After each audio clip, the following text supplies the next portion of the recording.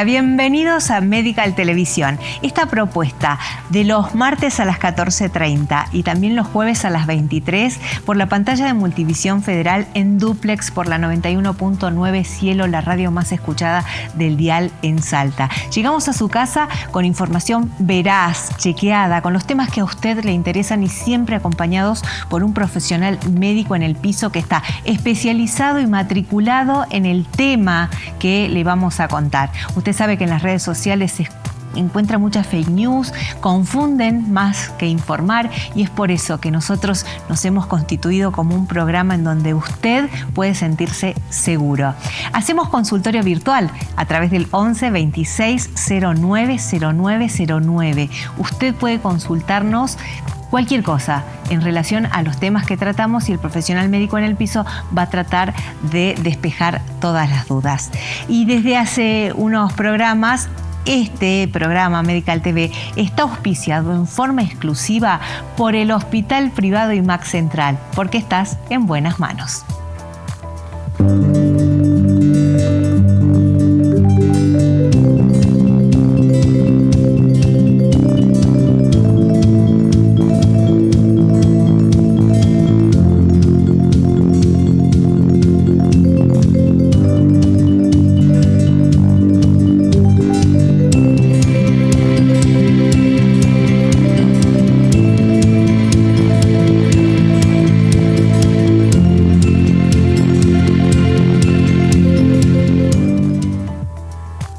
Ya se encuentra con nosotros el doctor Facundo Ulibarri. ¿Cómo le va, doctor? Gracias por venir. ¿Qué tal, Nora? ¿Cómo estás? Un gusto, un placer estar con vos y con tu audiencia. Lo mismo digo, porque cada vez que usted viene explota el 11 26 09 09 09 con todos los que tienen preocupaciones en lo que hace a la gastroenterología. Claro. Hoy vamos a hablar del Helicobacter pylori.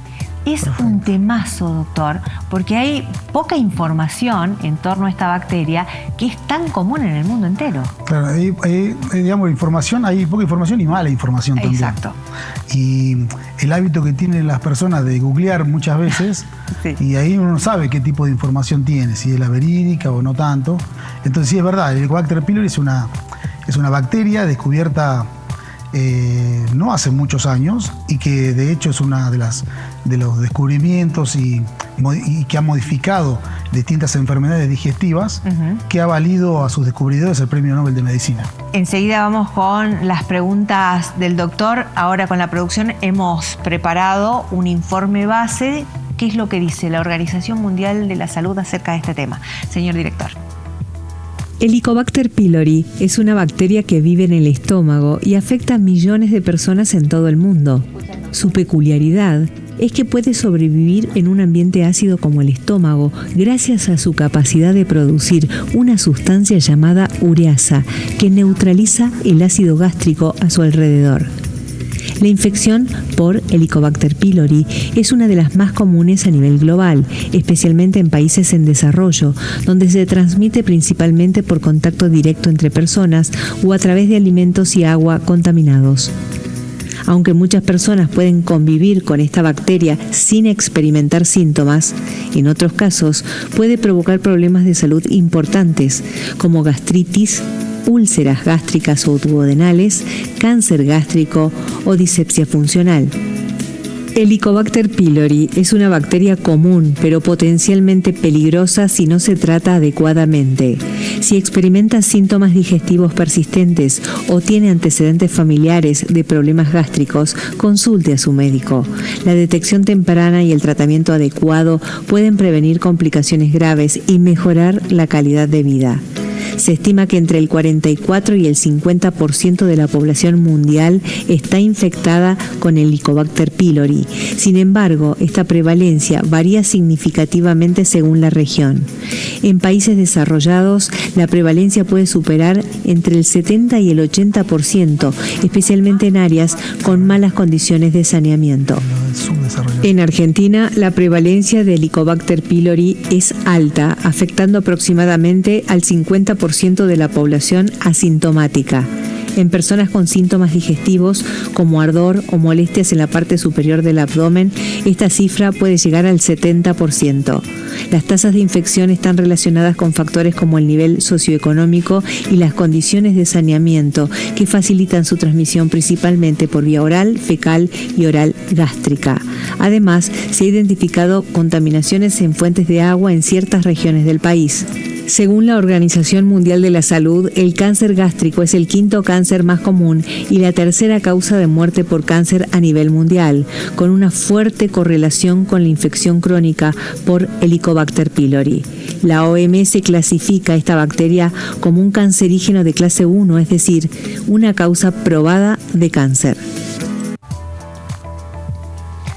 Bueno, por suerte está el doctor Ulibarri acá con nosotros para despejarnos las dudas, porque en el informe, por un lado, escuchamos que si bien esta bacteria vive de manera silenciosa, asintomáticamente en el organismo, la OMS dice, ojo que estamos ante un cancerígeno que es clase 1, ¿no? Exactamente, sí, pero me gustaría, porque la gente se alarma mucho cuando hablamos de una bacteria y cáncer, y hay que saber, primero que sí, es verdad que esta bacteria puede, en determinadas condiciones y en determinados pacientes, desarrollar una enfermedad cancerígena gástrica, pero tengan en cuenta que la mayoría de los pacientes no van a hacer ese tipo de enfermedad.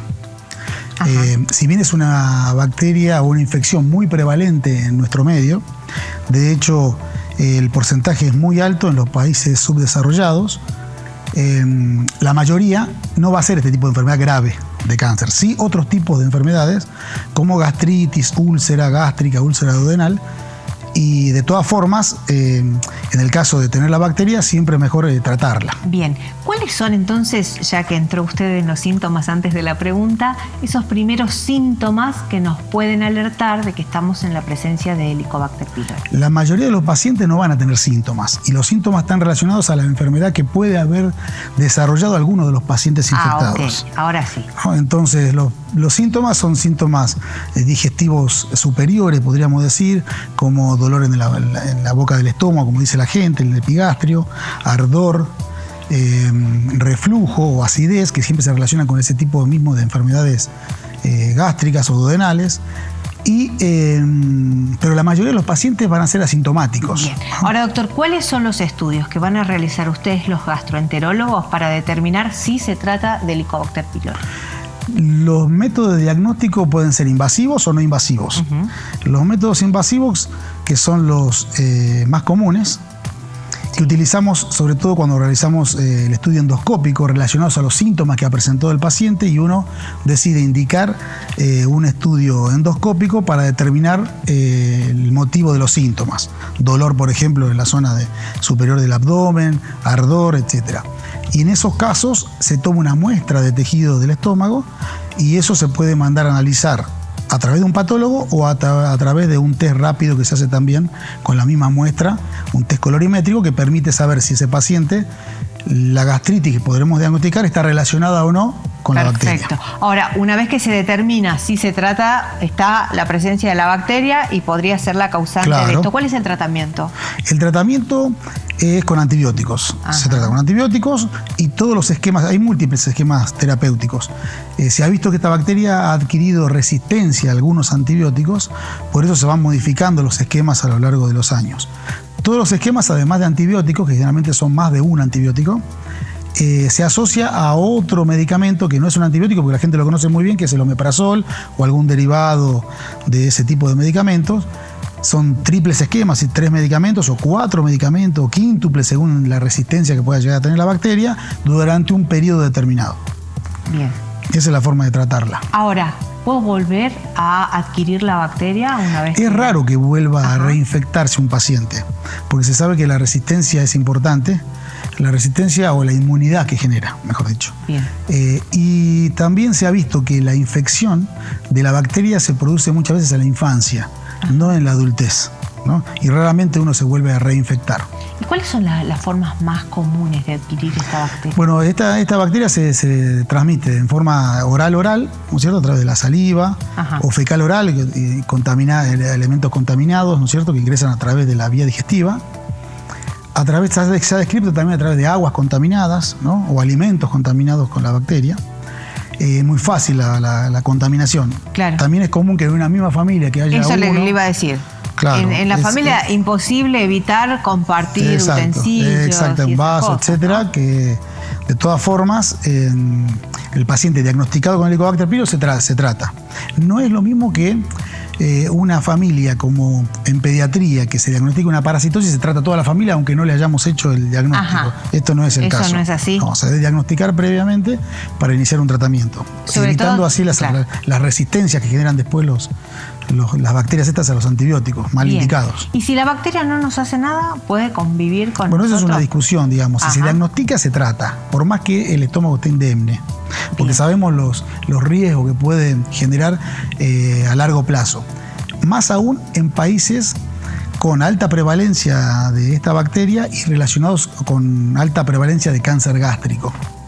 Entonces, como sabemos que es un cancerígeno tipo 1, es conveniente erradicarla en este tipo de poblaciones. La nuestra, por ejemplo, si bien no es el cáncer más frecuente, sí tenemos una alta prevalencia de cáncer gástrico, así que en el caso de detectarla deberíamos tratarla para evitar en el futuro un riesgo. Bien, bien. Precisamente es lo que más alarma, el cáncer, ¿no? Claro. Cuando hablamos, ¿es la única forma de contraer un cáncer o hay otra? No. Ah, bien. No, el cáncer gástrico tiene múltiples variables. Perfecto. Una es el Helicobacter, ¿no?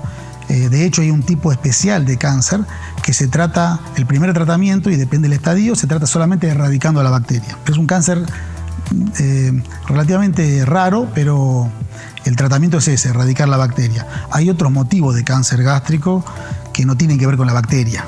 Bien, yo estoy relojeando ya en la tablet, tengo muchas preguntas que hacerle, incluso hay una que me está despertando acá curiosidad. ¿Hay otras bacterias en nuestro organismo similares a Helicobacter pylori? No, la que tiene capacidad de vivir en el estómago es el Helicobacter y ha desarrollado una capacidad para inhibir la secreción del ácido, ¿no? Y depositarse por debajo de la barrera protectora que genera el mismo estómago. Tengamos en cuenta que el medio, la luz del intestino, de la luz del estómago, se secreta permanentemente ácido, ¿no? Y ese ácido, si la piel o la mucosa del estómago no se vería protegida de alguna forma, también la lastimaría. Eso, entre la mucosa del estómago y el ácido se genera una película, ¿no es cierto?, que tiene otros componentes entre moco, bicarbonato, etcétera, para evitar esa autodigestión del estómago. Y la bacteria tiene la posibilidad de meterse por debajo de esa película protectora y ahí se aloja y genera los problemas de inflamatorios, etcétera, a largo plazo. ¿Y se sabe de dónde salió? ¿En qué otros organismos aparece esta bacteria? Se diagnosticó como muchas cosas, a veces por casualidad, y en 2 laboratorios diferentes en el mundo. Mire. Que coincidieron en que detectaron esta bacteria en un órgano donde habitualmente no se encontraban bacterias, gérmenes, por este medio tan agresivo para los seres microscópicos. Claro, pero el lugar donde vive seguro es en el organismo humano, en el estómago, ¿no? Exactamente. Bien. No en otra parte del tubo digestivo. Solo en el estómago. Exacto. Es bastante interesante, ¿no? Poder entrar en ese maravilloso mundo de las bacterias. Doctor, acá tengo una pregunta, a ver si usted me puede ayudar a entenderla. Acá le pregunta, ¿qué es Morganella morgani? No, ese es otro tipo de germen que no tiene que ver con la bacteria. No importa, pero es un germen que habita también en el estómago. No. Ajá. No tiene que ver ni con el Helicobacter ni con el tipo de gastritis. Bien. No con la parte gástrica superior. Perfecto. Esperamos haber sido claros. Acá nos está diciendo, estoy esperando la respuesta, ¿no? Tiene que ver con otra parte, con otros problemas de salud, digamos, pero no con lo gástrico. No tiene que ver. Perfecto. Doctor, ¿el Helicobacter pylori tarda mucho en curarse o se suministran los antibióticos inmediatamente? El tratamiento es de 2 o 3 semanas, depende de los esquemas. Lo que sí hay que ser muy prolijo con el tratamiento, porque a veces son hasta 4 pastillas y hasta 4 veces por día las tiene que tomar, y tiene que ser muy prolijo en cuanto a la adherencia del tratamiento y el horario y la cantidad de días que se le está indicando. A veces genera algún tipo de intolerancia y hay que hablarlo muy bien con el paciente porque es la única forma de erradicarlo.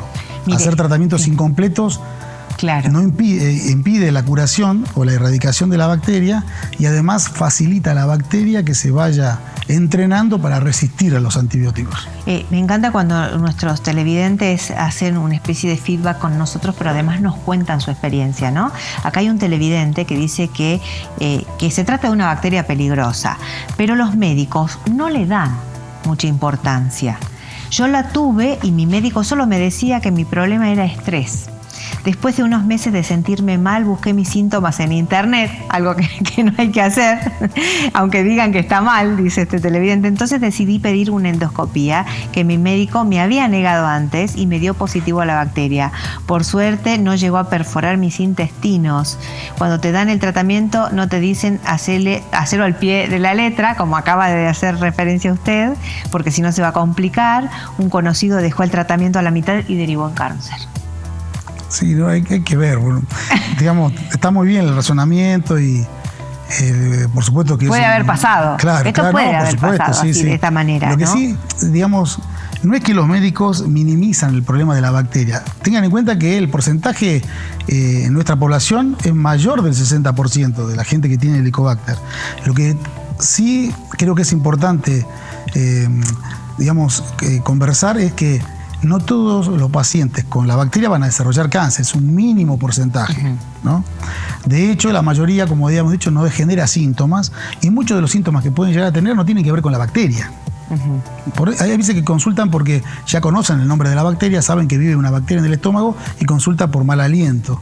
Sí. Y no tiene que ver con eso el mal aliento, ¿no? Porque relacionan eso con la bacteria, etc.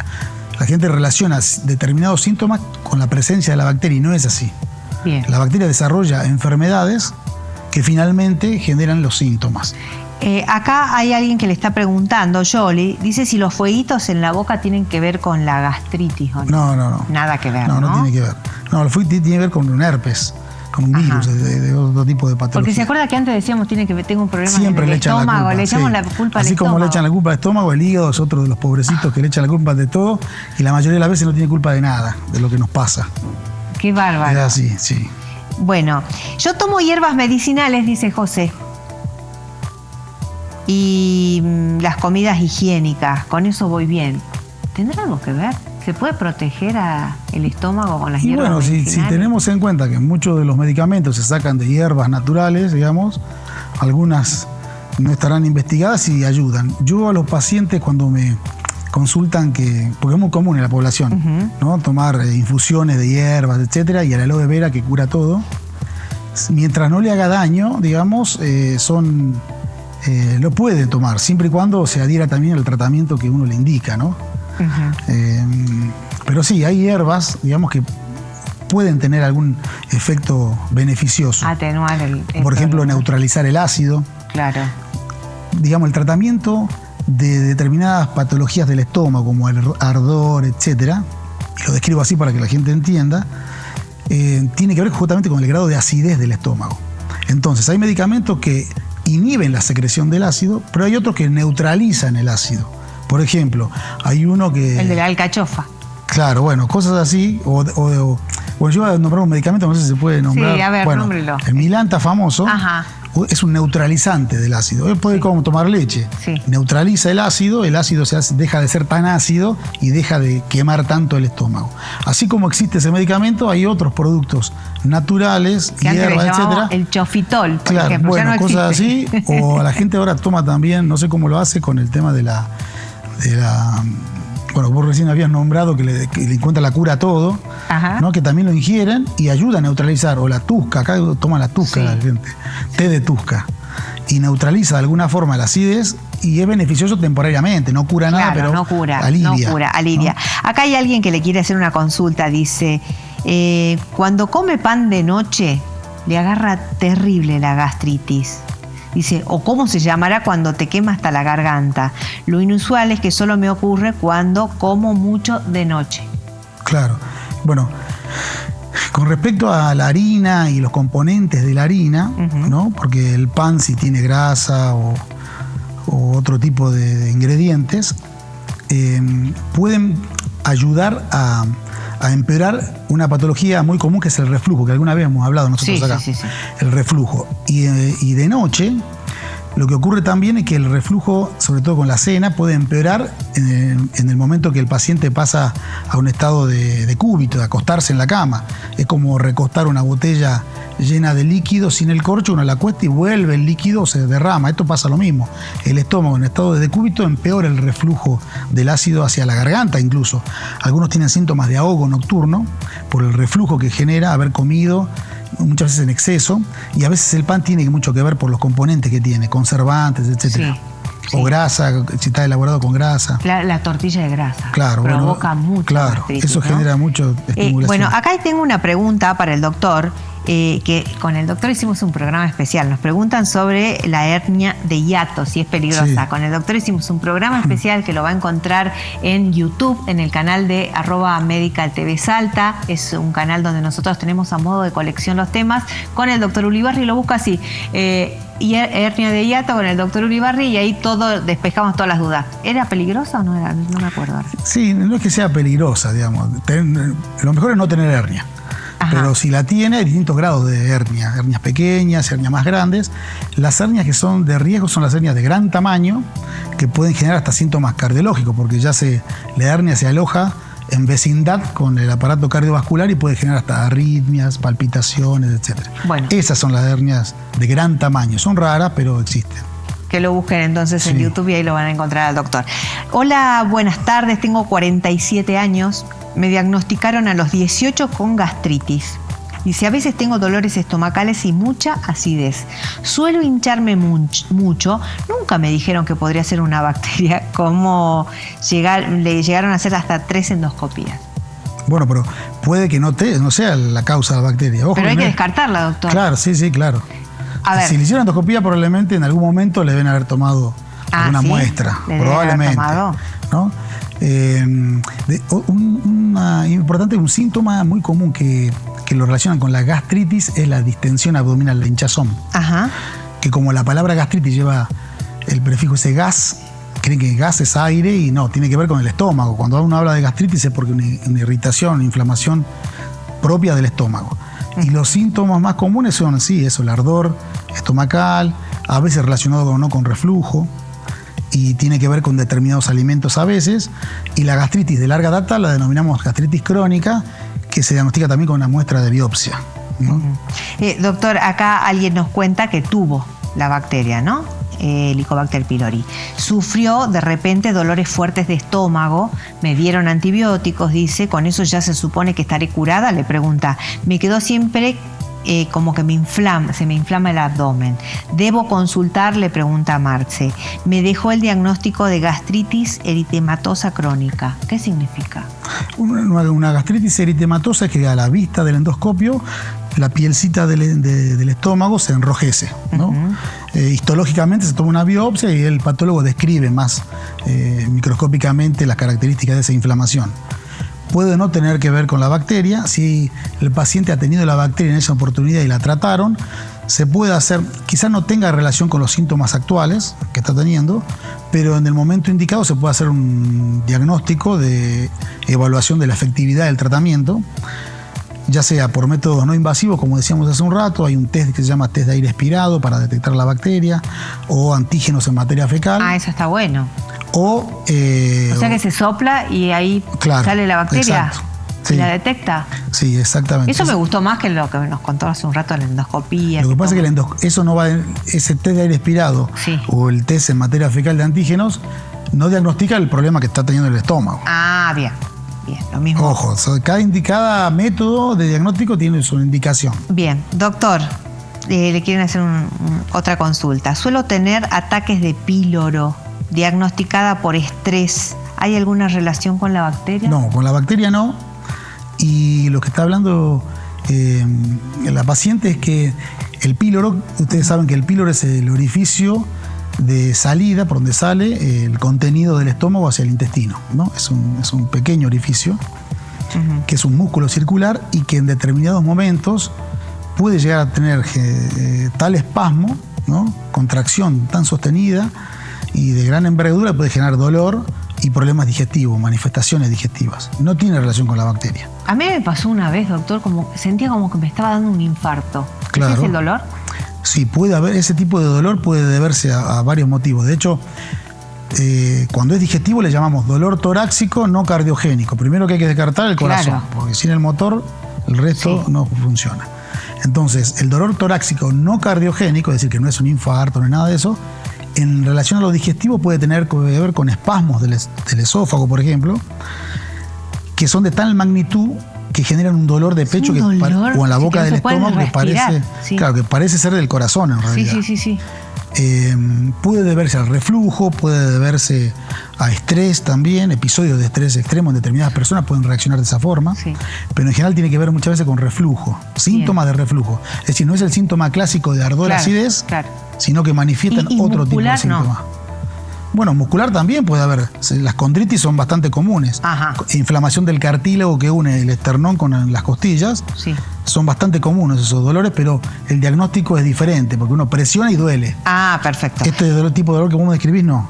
Bien. Acá dice Daniela que su hija hizo un tratamiento con una pastilla por día para la bacteria. Dice, ¿se tiene que volver a hacer otro estudio para ver si ya no la tiene? ¿O con el tratamiento si lo cumplió? Si hizo el tratamiento de la bacteria con una sola pastilla, no es el tratamiento. Nunca hubo un esquema de un solo medicamento. Quizá le dieron el omeprazol de entrada o algún derivado de los ya conocidos. Y para dejar en una segunda etapa comenzar el tratamiento de erradicación de la bacteria. Bien. Mire, acá hay Reinaldo nos dice que... Dice, tengo el Helicobacter pylori. El médico me hizo un tratamiento con 120 comprimidos de Trilori por 10 días. Y el profesional me dijo que con eso era suficiente para eliminar la bacteria. Pero al año siguiente me volvieron a detectar la misma bacteria. Me hicieron un tratamiento con otro antibiótico, amoxicilina, y otro antibiótico que no recuerdo. Pero volví a hacerme biopsia y dio positivo de nuevo. Pero en menor medida. Como cualquier bacteria puede generar resistencia, ¿no? Y esos son los casos un poco más complejos, donde de hecho hay cultivo. Es común en la gente, conoce ya los cultivos de orina, por ejemplo, entonces en el cultivo de una orina uno detecta qué tipo de germen hay y además del germen se detecta qué antibiótico es efectivo para ese germen y qué antibiótico no, porque ya hizo resistencia. Bueno, en este caso del Helicobacter es bastante compleja el cultivo. Es muy complejo el cultivo de esta bacteria en un medio común. De hecho, en Salta no tenemos, por lo menos hasta donde yo sé. Y se debería hacer en esos casos el cultivo de la bacteria, determinar qué antibiótico se le podrá dar o ir rotando otro tipo de esquema. Bien, tiene que seguir haciendo ese estudio, entonces tiene que volver al médico, claro, ¿no? Debería hacer un control. Bien, para no dejarlo como en stand-by. Claro. Explotó esto, hay muchísimas preguntas, nos hemos quedado sin tiempo, estoy viendo, muéstrale al señor director, mire, doctor, vamos a tener que volver, me parece. Me quedo con esta última pregunta, ¿dónde atiende usted? Yo atiendo en el Hospital Santa Clara de Asís. Se ríe porque no quiere decir. En el Hospital Privado Santa Clara de Asís.